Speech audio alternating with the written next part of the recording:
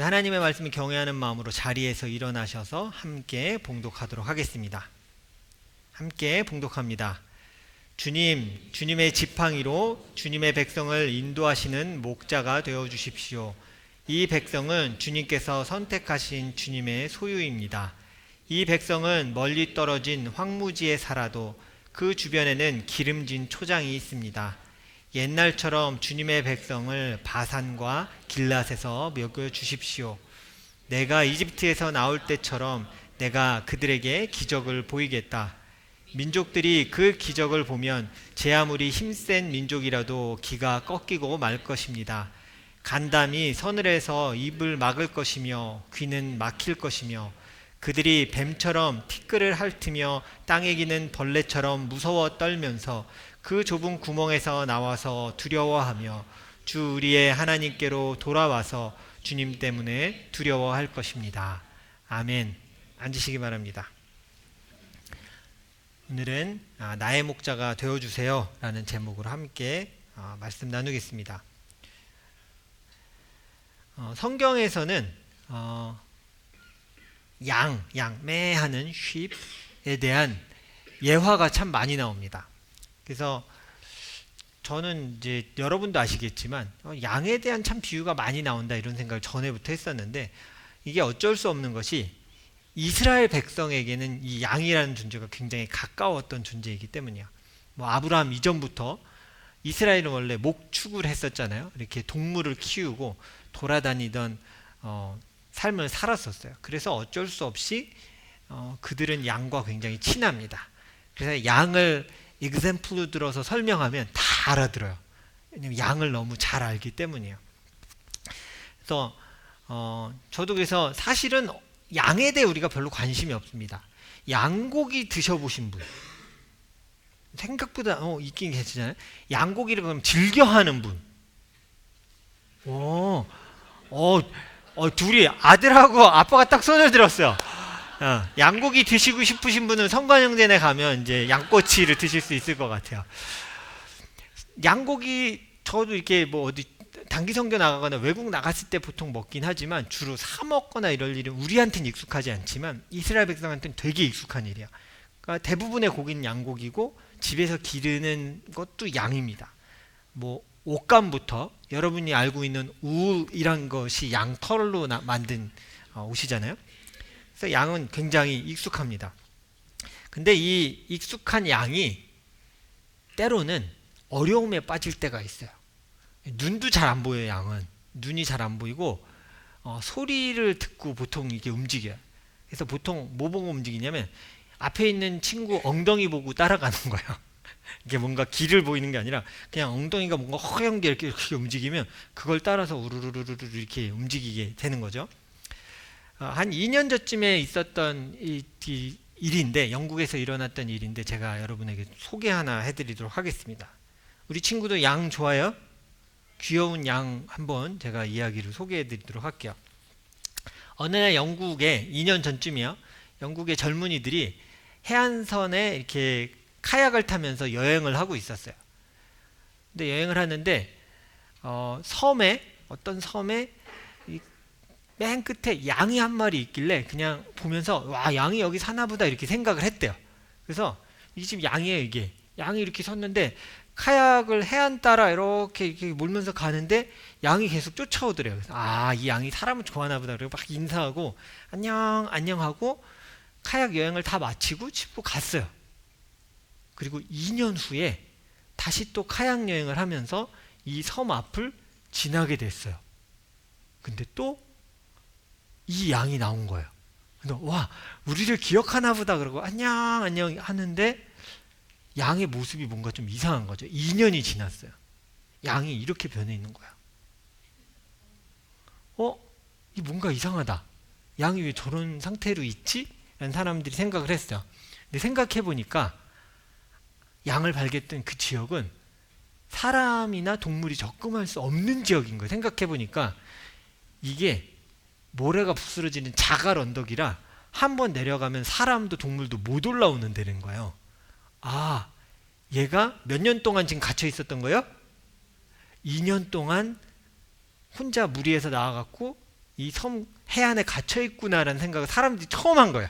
그때 그냥 안녕 하고 갔다가 이 상태인 걸 보고 깨달은 거. 아, 이거 우리가 구해주지 않으면 이거 죽을 수도 있겠구나. 먹을 건 많았잖아요. 뭐 풀이 얼마나 많아요? 많으니까 먹으면서 살고 있지만 해안 해변에서 나올 수가, 비치 옆에서 나올 수가 없는 거예요. 그래서 신고했어요. 동물이 갇혔습니다. 양을 구해줘야 돼요. 아무도 안 도와줬대요. 저희가 양을 구하는 단체는 아닙니다. 뭐 경찰도 안 해주고 아무도 안 해줘서 인근에 있는 농장에 있는 사람들이 중장비를 갖고 와서 언덕 위에서 줄을 풀고 사람들이 줄을 몸에 묶고 내려가서 양을 구해냈어요. 그래서 절벽 위로 끌어올렸어요. 이 사람들이 이 양을 구해서 별명을 붙였더래요. 피오나라는 별명을 붙였어요. 못생겨서 그런지 모르지만 피오나라고 불러주고 이 양을 꺼내서 야, 2년 동안 네가 어떻게 이렇게 어디서 살았냐? 그래서 문제는 털이 너무 길어서 무거운 거야. 얘 몸무게보다 더 많이 길었으니까요. 그래서 꽤 크잖아요. 양이 꽤 커서 얘를 털을 잘라주기 시작했던 거예요. 그래서 털을 계속 잘라줬어요. 털이 이렇게 나와서 다 자르니까 이만큼의 털이 나오고 쬐끔해졌죠. 아주 귀여운 양이 됐어요. 귀여운 양이 됐어요. 그래서 엄청난 이 털이 나왔지만 가끔 이런 일이 있어요. 호주 같은 데도 목자리 잃고 도망간 양이 1년 이상, 2년 이상 막 털이 자라서 나중에는 자기 털 무게를 못 이겨서 죽거나 하는 일들이 있어요. 양은 목자를 잃어버리면, 무리를 떠나면 사실 죽는 게 대부분입니다. 살아남기가 어려워요. 저기서 살을 수 있었던 이유는 뭐냐면 얘도 고립됐지만 다른 동물도 못 들어오는 거야. 그래서 풀만 있고 천적이 없는 데 있었기 때문에 그냥 거기서 살 수 있었던 거죠. 대부분의 양들은 주인을 떠나거나 무리를 떠나면 이렇게 죽게 돼요. 이걸 알기 때문에 말씀에서 끊임없이 양에 대한 얘기를 하는 거예요. 목자 대신 하나님, 예수 그리스도를 얘기하고 또 우리가 그분을 떠나서는 살 수 없는 존재, 무엇과 같은 존재? 양과 같은 존재임을 성경에서는 계속 얘기하고 있는 거예요. 사실 오늘 우리가 읽은 미가 선지자도 이 부분에 초점을 두고 양에 대한 비유를 들면서 이스라엘 백성에게 말씀을 선포하기 시작합니다. 미가 선지자가 활동했던 시대에 제가 지난 주일에 설교할 때 말씀을 드렸었는데 같이 활동했던, 같은 시대에 활동했던 선지자 한 명 더 있었다고 말씀드렸어요. 누구죠? 이사야 선지자가 동시대에 같이 활동하던 선지자라고 말씀드렸어요. 그러니까 히스기야 왕 통치 때에 살아갔던 사람들인데 이스라엘은 다시금 히스기야 때문에 하나님의 백성의 모습을 조금씩 회복해 나가고 있던 때였어요. 그러나 미가 선지자는 조금 다른 얘기를 하기 시작한 거예요. 하나님을 의지하지 않고 다른 나라와 신들을 의지하는 백성들이 심판을 받고 결국 포로로 끌려가게 될 것이다. 이 얘기를 괜찮은 상태 같은데 이런 암울한 말씀을 선포하기 시작했던 거예요. 왜냐하면 미가 선지자는 하나님을 의지하지 않고 다른 나라와 신들을 의지하는 백성들이 심판을 받을 것에 대해 얘기하기 시작한 거예요. 유다 왕국이 풍요로워지자 사람들의 눈이 다른 데로 돌아가기 시작했어요. 어디로 돌아갔냐면 강대국인 나라들, 그들이 섬기는 우상에 눈이 가기 시작한 거예요. 나도 저런 신을 섬기면 저 사람들이 살아가는 삶의 방식으로 살아간다면 좀 더 잘 살 수 있겠다라는 생각을 그들이 갖게 된 거죠. 그래서 하나님을 믿지 않는 민족들이 살아가는 삶의 방식을 따르고 부러워하기 시작한 거예요. 여러분, 싫어하면서 그거 따라하지 않아요. 되게 부러워한 거야. 나도 저렇게 살고 싶다. 그래서 그들이 섬기는 삶의 방식, 신들을 같이 섬기기를 원했던 거예요.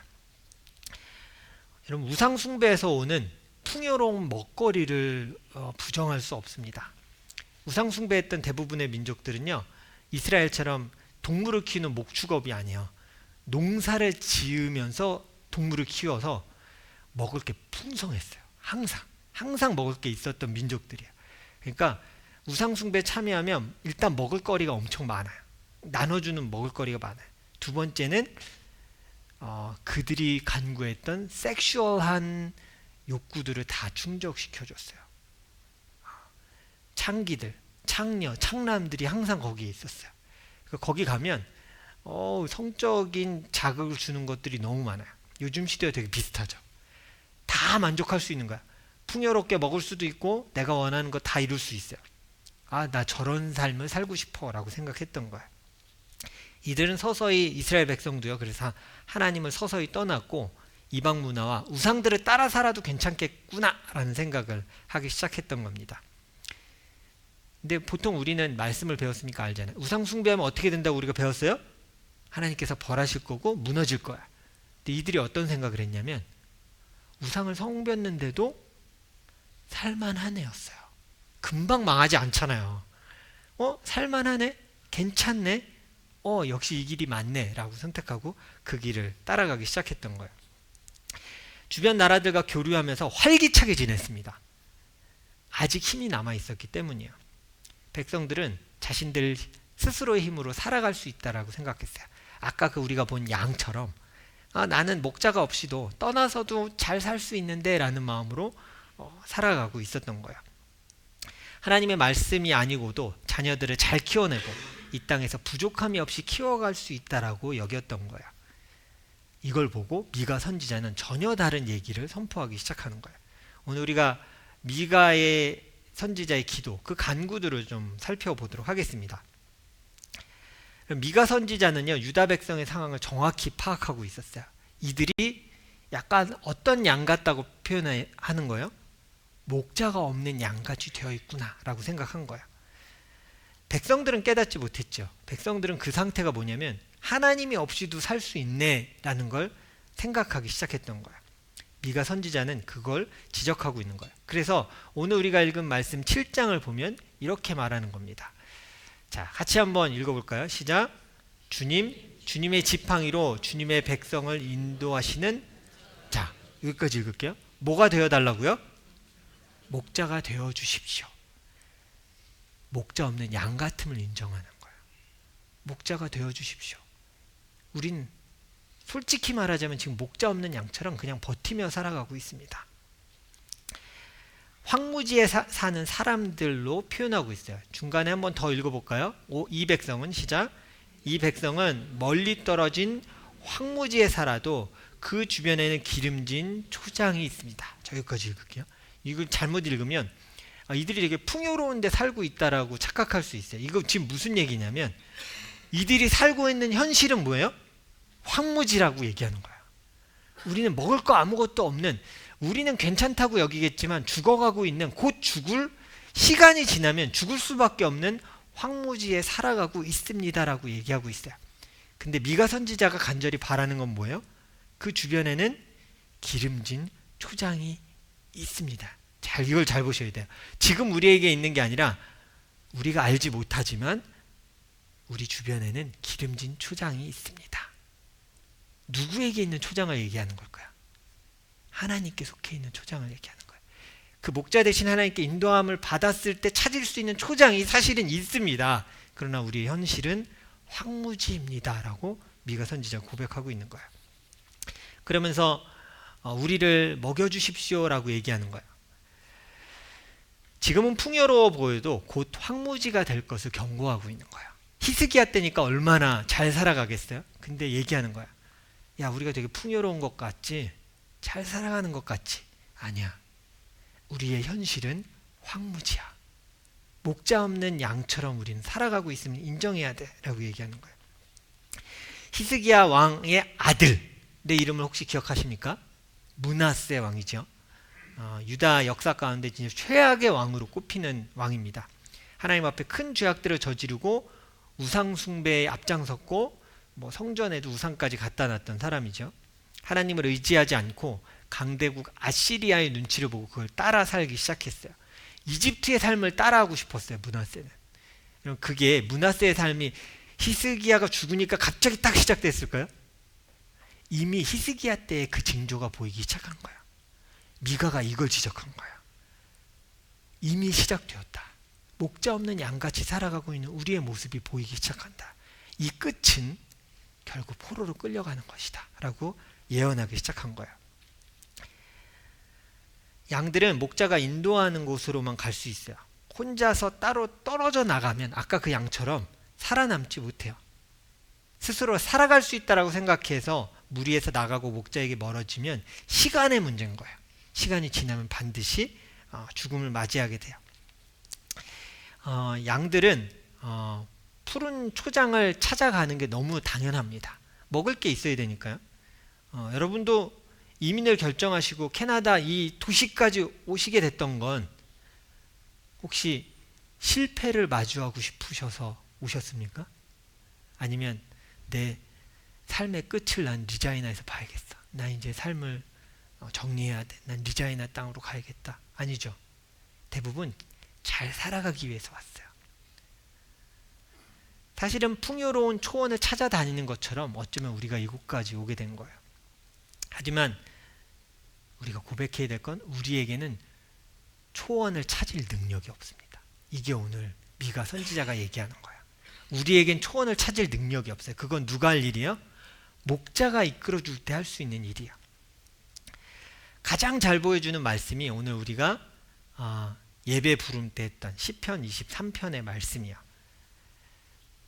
우리 암송도 잘하는 말씀이니까 같이 한번 읽어보겠습니다. 함께 읽습니다. 시작.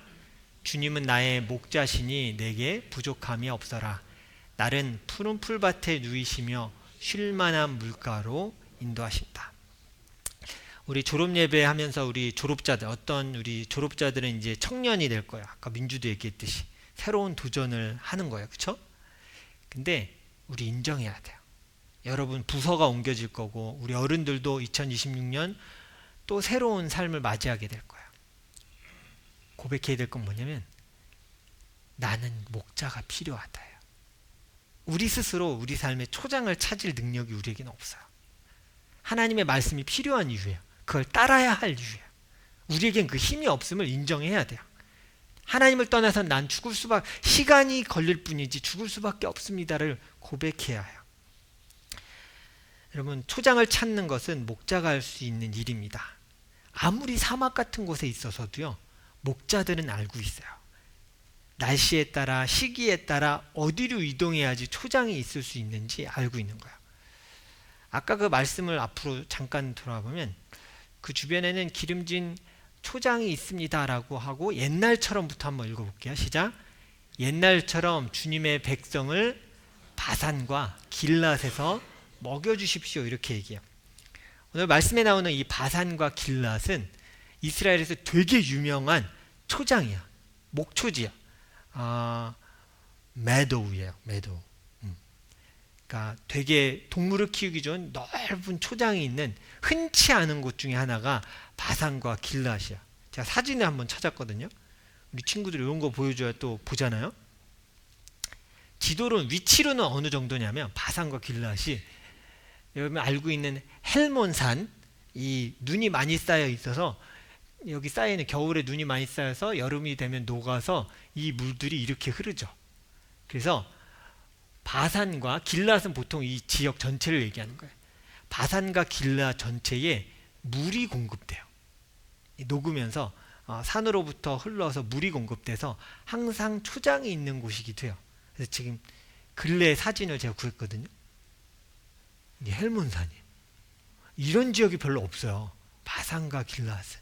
이스라엘 안에 소 목축업이 지금도 되게 유명하고 성경에서 바산의 암소, 아모스에 이런 구절이 나오거든요. 그런 이유가 되게 유명해요. 목축이 유명했던 지역이기도 해요. 고백하는 건 뭐냐면 나에게 목자가 있다면 바산과 길랏 같은 곳이 나에게 올 것을 우리는 압니다. 여러분 이게 잘 들으셔야 돼요. 나는 바산과 길랏을 찾을 수 있어요가 아니라 찾을 능력을 주세요가 아니라 나에겐 능력이 없지만 내가 하나님을 의지할 때 바산과 길랏으로 나를 인도하실 것을 믿습니다요. 이게 오늘 미가 선지자의 고백이에요. 우리에게 이 고백이 사라졌다. 목자 없는 양같이 살아가고 있다. 그러나 우리는 인정해야 된다. 우리 스스로 찾을 능력이 없다요. 목자가 자기들을 인도해 준다면 이곳으로 갈 수 있다라고 얘기하는 거고요. 미가가 이스라엘이 회복해야 될 믿음이 이것이라고 고백하는 거예요. 오늘 우리 졸업 예배를 하고 또 올해의 마지막 주일이기도 합니다. 우리가 해야 될 거는요. 올해를 마무리하면서 우리가 해야 될 건 다시 하나님께서 우리의 목자 되어주시기를 구하는 거예요. 어느 순간 우리에게 삶이 되게 익숙해졌어요. 살아가던 패턴으로 자녀를 키우고 삶을 살아도 잘 굴러가요. 근데 우리가 잊은 게 있어요. 우리에게 목자가 있어야 됨을 잊었어요. 어느 순간 우리에게 목자 되신 하나님이심을 잊고 우리의 방법대로 살아가려고 끊임없이 노력하고 있는 거예요. 근데 미가는 이렇게 얘기합니다. 7장 18절인데요. 같이 한번 읽어보겠습니다. 시작. 주님 같으신 하나님이 또 어디에 있겠습니까? 주님께서는 죄악을 사유하시며 살아남은 주님의 백성의 죄를 용서하십니다. 진노하시되 그 노여움을 언제까지나 품고 계시지는 않고 기꺼이 한결같은 사랑을 베푸십니다. 제가 전에 하나님의 인자하심 얘기할 때 unfailing love 얘기한 적 기억하시죠? faithful love, 그러니까 신실한 사랑, 인자한 사랑 얘기하는 거예요. 미가가 이걸 강조하고 있는 거예요. 나에게 목자가 있는데 그 목자는 변하지 않는 신실함을 가지신 목자이다. 우리가 그것을 회복해야만 한다라고 얘기하고 있는 거예요. 제가 설교를 준비하면서 하나님 앞에 기도하게 됐어요. 하나님, 저는 올 한 해 하나님이 목자 되심을 끊임없이 인지하면서 살아갔나요? 근데 좀 죄송했어요. 어느 순간 좀 익숙해지고 어느 순간 좀 알겠다라는 생각에 난 정말 목자가 필요합니다라는 이 고백이 삶에 많이 없었구나. 우리가 어느 순간 이민사회에 되게 익숙해지고요. 우리 학생들도 졸업자들도 졸업할 만큼 했으면 나 이제 좀 알아잖아요. 근데 우리 고백해야 돼요. 난 하나님이 필요합니다. 나에게 목자가 필요합니다. 우리가 다시 이 고백을 하지 않는다면 우리에게 길르앗과 같은 그것은 기대할 수 없는 일이 돼요. 우리에게는 목자가 필요합니다. 우리 하나님만이 우리에게 목자가 되어주십니다. 2025년 마지막 주일을 우리가 보내면서 다른 건 몰라도 이거 다시 우리가 고백해야 돼요. 우리는 반드시 목자가 필요한 사람들입니다. 여러분, 가끔 그 양의 모습을 떠올려 보세요. 내가 그럴 수 있잖아요. 아무 도움도 받을 수 없는 해변에서 마냥 기다려요. 아무도 들어주지 않아요. 양이 얼마나 울었겠어요. 그 청년들이 그 얘기했거든요. 자기를 따라오면서 계속 울길래 반가워서 소리치는 줄 알았대요. 2년 후에 갔더니 저렇게 돼 있는 거예요. 안 죽은 게 감사하죠. 우리 다시 하나님께 우리의 목자 되심을 고백하고 간구하는 게 시작돼야 돼요. 우리 하나님만이 우리의 목자가 되어주십니다. 털이 길게 자라서 움직이지도 못할 상황이 된 우리임을 하나님 앞에 다시 고백하십시오. 저는 2025년 마지막 주일에 하나님 앞에서 목자 앞에 우리 그냥 나가서 우리를 이렇게 내드렸으면 좋겠어요. 털 깎아주세요. 털 깎아주세요, 주님. 내가 움직일 수도 없고 어떻게 가야 될지도 모르겠고 어떻게 살아야 될지도 모르겠습니다. 제가 필요한 것을 주님이 아시니 저를 다뤄주세요라고 하나님 앞에 나아가는 우리 마지막 주가 되었으면 합니다. 여러분, 우리에게 목자가 필요합니다. 그리고 하나님만이 우리의 목자 되십니다. 마지막 주일을 보내면서 하나님 앞에 이 기도로 우리가 하나님 앞에 나아갔으면 합니다. 나에게 목자가 필요함을 내가 잊고 살았습니다. 미가 선지자의 그 고백이 오늘 우리의 고백이 됐으면 좋겠어요. 주님, 나의 목자가 되어주십시오. 우리 이 마음으로 함께 이 시간 기도하도록 하겠습니다.